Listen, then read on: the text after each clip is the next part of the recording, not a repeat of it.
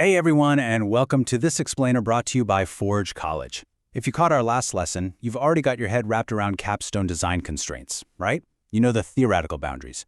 But today, we're taking that theory and putting it into practice. We are going to start building the actual physical machinery of your AI pipelines. Our topic today, the foundations of AI feedback loops.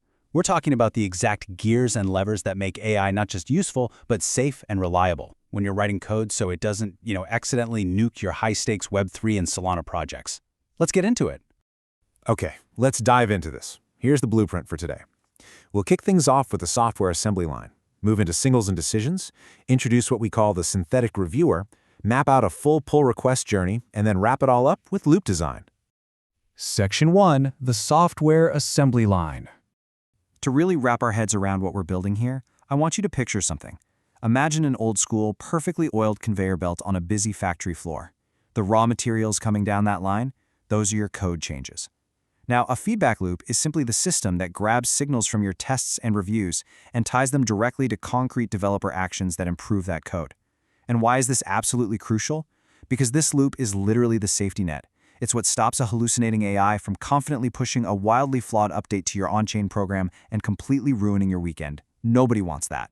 Mechanically, this loop breaks down into 4 really straightforward stages. First, define the goal. Second, instrument the signal. Third, apply a decision rule. And fourth, execute remediation. You can think of these as little modular inspection stations and repair bays just floating right there over our conveyor belt. And honestly, the best part is that because they're totally modular, you can upgrade them on the fly. You want to swap out a linter at Station 2? Go for it. You don't have to rebuild the entire repair bay at Station 4 to do it.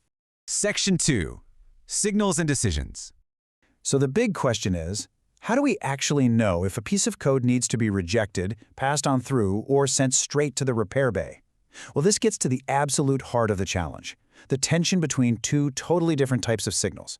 On one hand, we've got deterministic signals. Think unit tests and static linting. These are binary, pass or fail, just cold, hard, and completely emotionless. On the other hand, we have probabilistic signals. This is your AI code review. It's kind of fuzzy. It says things like, this might be a security risk, or honestly, this just vibes weird. Blending those strict pass-fail rules with fuzzy natural language AI output, that is the core challenge of modern pipeline design. And this brilliantly illustrates how we actually handle that tension. Notice how different severity levels automatically trigger different responses. For example, in a Solana project, if your static analysis spots a missing ownership check in an on-chain handler, which is a highly deterministic signal, the decision is automatic, right? Fail to build, block the merge, boom, no questions asked. But if the AI merely points out a confusing comment, it just flags a warning. We're anchoring our actions directly to the certainty and the severity of the signal itself. Section 3, the synthetic reviewer. I want you to think of the AI in your pipeline like an overenthusiastic synthetic junior engineer. I mean, it reads incredibly fast, it's super eager, it spots a ton of things, but it should absolutely not have the nuclear launch keys. AI suggestions should never, ever implicitly approve a change. I literally cannot emphasize this enough. If you let an AI just rubber stamp a pull request, you are inviting massive, unnoticed regressions straight into your code base. AI is just a flashlight. It points at potential problems, but humans, we always have to make the final call. So, if our synthetic junior engineer can't actually approve code, what are they good for? Well, AI is actually fantastic at catching code smells, pointing out unclear comments, flagging missing documentation, and even suggesting tiny patches. It is tailor-made for maintainability checks. And just a quick side note, as you advance through other Forge College learning programs, you'll quickly realize that knowing how to strictly constrain your AI prompts to these specific tasks, it basically becomes a developer superpower. Section 4. A pull request journey.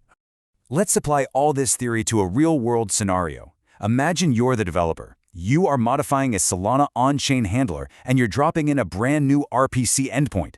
What exactly happens the moment that pull request hits our conveyor belt? How do these deterministic and probabilistic signals actually interact in real time, down in the trenches? Let's watch it unfold. Here is the exact timeline of your PR. At T0 seconds, the split second you hit submit, static linting fires off. It's incredibly fast, and it catches syntax errors instantly. Then, at T plus 30 seconds, the unit tests kick in, simulating transactions against a local validator. Now, only after those strict, deterministic checks pass do we reach T plus 2 minutes. That's when the AI code review starts. The AI takes its time, reading for intent and weird edge cases. Finally, at T+5 minutes, deployment prep scripts run. Notice the pattern here? The deterministic checks always run fast and first. They build a solid foundation before the probabilistic AI is even allowed to speak.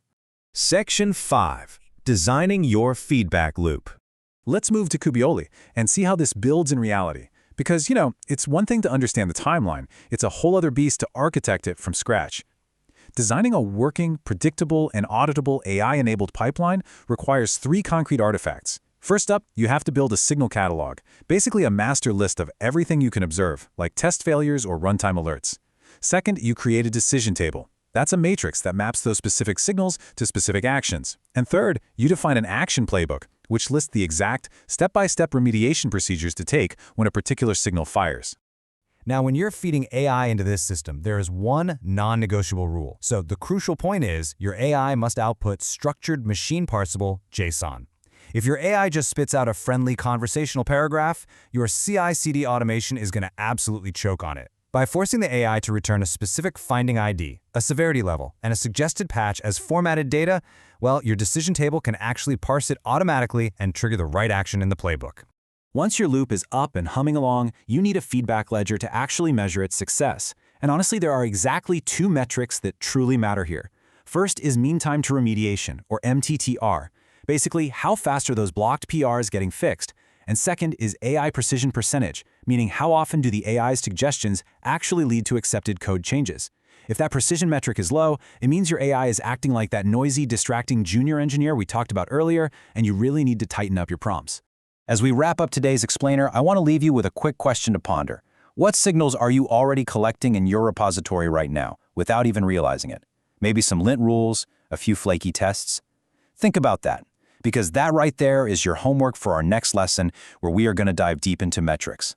To master these Web3 concepts and to check out the rest of this track, make sure you head over to forge.college. Thanks for hanging out on the assembly line with me today, and I'll see you in the next one.